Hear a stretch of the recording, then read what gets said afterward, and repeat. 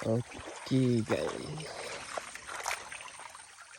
ini ciri-ciri bebatuan yang mengandung emas. Kita apa ni?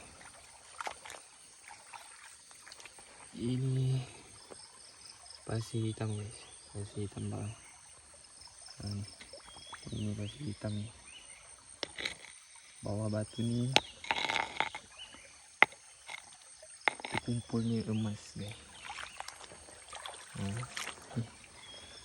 Ini adalah tempat-tempat sepatutnya korang untuk cuba untuk mendulang guys. Ini jalur dia ni, tapi dia dah terputus.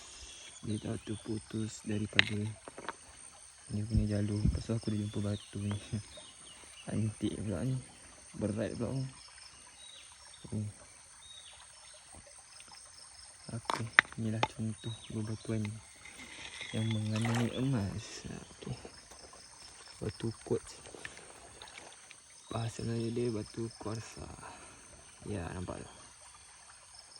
Cantik mai, kristal. Karat lagi sebelah dia. Tak senang ni nak jumpa ni. Ini adalah salah satu ciri-ciri sungai yang mengandungi emas.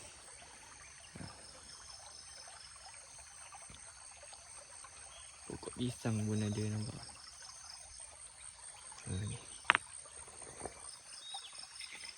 Ya. Ya. Ini pasir hitam.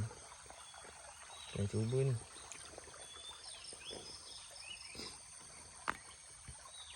Nampak ni ada kilat-kilat ni. Tu nampak tu. Mantap lah bang. Okay guys, gerak dulu. Assalamualaikum.